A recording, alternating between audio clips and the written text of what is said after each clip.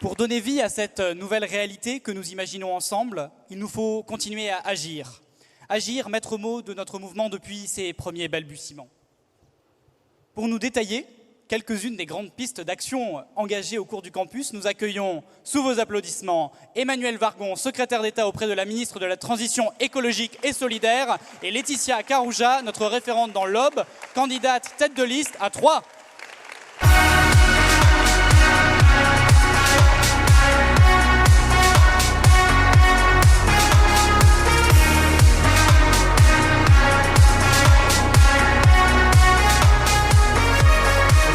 Allez, la scène est à vous. Agir. Agir, c'est la promesse du président. La promesse du candidat d'abord, quand il a lancé son pari un peu fou.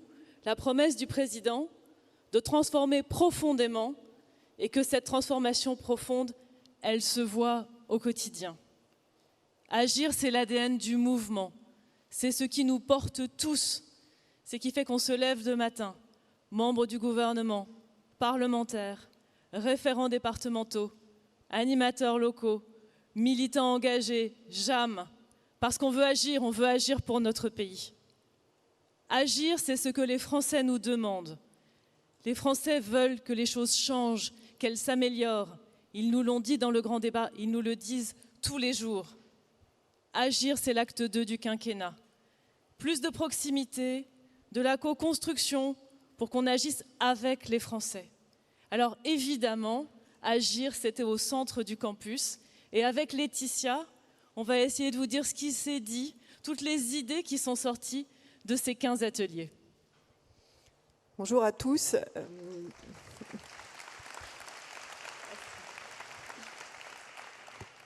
Donc effectivement, agir, c'est pour les tables rondes qui se sont déroulées une des priorités, s'engager pour l'école. Merci à Jean-Michel et à Ilana. Aujourd'hui, s'engager pour l'école, c'est être fier de notre école et remettre aussi de la confiance dans l'école et que tout le monde s'engage dans cette responsabilité, que chacun ait un rôle dans cette responsabilité. Et aller plus loin aussi encore dans l'école, notamment amener aussi du développement durable et permettre aussi de s'engager localement dans des pactes municipaux qui pourront défendre aussi et permettre d'agir avec l'école et de s'engager pour l'école.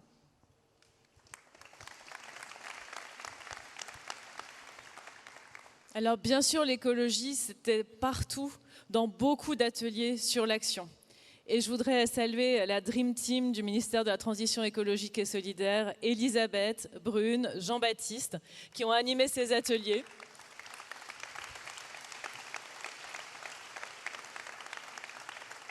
Je voudrais saluer nos parlementaires qui sont engagés sur ce sujet, bien sûr Jean-Charles et Bérangère, mais aussi Mickaël, mais aussi Jean-Marc, mais aussi Nicole. Et dans ces ateliers, on a parlé de tout parce qu'en fait, l'écologie, elle est un peu dans toutes nos politiques. On a parlé de zéro déchet. Comment est-ce qu'on avance vers cette ambition de zéro déchet de façon très concrète en proposant des solutions à nos concitoyens. Le recyclage et le lien avec l'économie sociale et solidaire et l'insertion. On a parlé transport. Comment est-ce qu'on invente les mobilités de demain? En fait, elles sont déjà là. Comment on les développe? Comment est-ce qu'on passe au vélo, y compris le vélo électrique? Comment on passe au covoiturage? Comment on propose des alternatives? Comment on le fait avec les entreprises? On a parlé manger local. On a une demande tellement forte des Français et des agriculteurs aussi de se réapproprier l'alimentation, la proximité, la souveraineté alimentaire à travers des projets alimentaires de territoire. Et puis on a parlé logement, comment se loger mieux, comment se loger différemment, comment améliorer la qualité de vie dans les logements avec des maires, avec des associations, avec des acteurs tous engagés.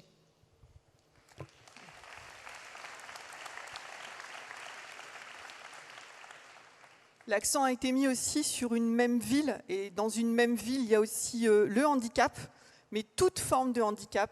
L'accent a été surtout mis sur pouvoir permettre en fait aux handicapés de participer à des projets d'une manière générale, des projets municipaux, mais non pas pour parler de leur handicap, mais bien pour parler de compétences, de leurs compétences, les accompagner, les former différemment. Agir aussi pour le handicap, c'est probablement être proactif sur la prise en charge. C'est ce qui a été mis en avant sur les tables rondes. Et je vais faire un parallèle aussi sur les territoires de santé et sur les déserts médicaux. On entend aussi télémédecine, consultation, innovation aujourd'hui au service des patients. Oui, mais pas sans l'humain. L'humain doit obligatoirement réintégrer les processus, l'innovation et l'humain. On ne peut pas laisser uniquement des écrans. On doit remettre des ponts entre les citoyens et les services publics. D'une manière générale, c'est une obligation et c'est ce que nous devons, au moins pour que tout le monde puisse avoir accès. La santé pour tous, c'est ça aussi.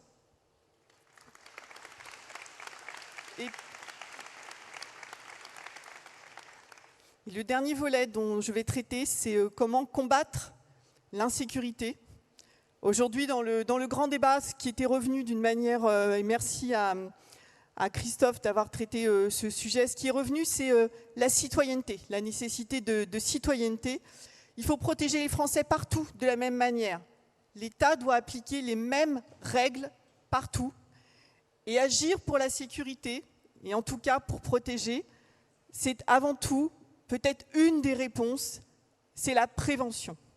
Merci.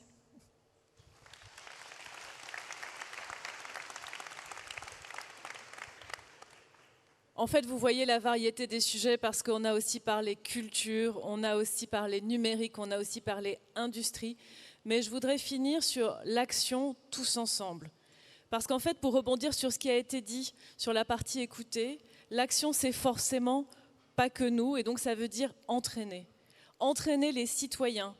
Et il y avait des témoignages magnifiques. Moi, j'ai entendu celui de Sandrine, qui est maire de Volonne, un village de 1800 habitants, et qui a réussi à transformer son village en allant chercher la participation citoyenne. Il y avait une autre table ronde avec le maire de Saint-Sulpice-la-Pointe, qui a fait le même genre de témoignage. Comment est-ce qu'on va chercher les citoyens, les habitants, pour les emmener dans un projet de transformation ?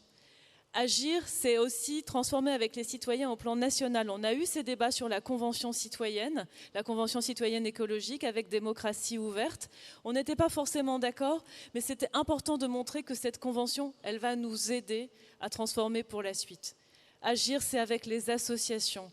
ATD Carmonde, par exemple, qui était là dans un atelier avec toi, Christelle, pour voir comment est-ce qu'on peut agir contre la pauvreté.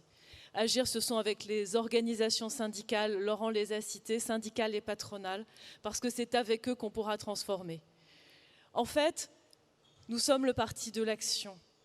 Face à tous ceux qui dénoncent, face aux imprécateurs, face aux Cassandres, face à ceux qui jouent sur les peurs, face à ceux qui disent « tout va mal, c'est terrible, mais finalement il n'y a rien à faire », nous sommes là pour montrer que la démocratie renouvelée fonctionne. Nous sommes là pour montrer que les équipes municipales peuvent faire la différence. Nous sommes là pour montrer que tous ensemble, au gouvernement, tous les jours, à l'Assemblée nationale, au Sénat, nous pouvons changer les choses. Ça n'est pas l'inaction.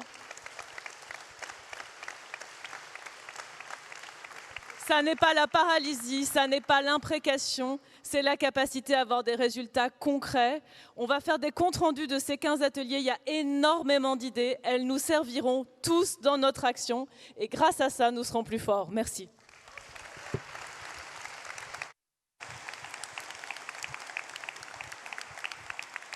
Merci, cher Emmanuel, chère Laetitia. Je vous laisse regagner vos sièges.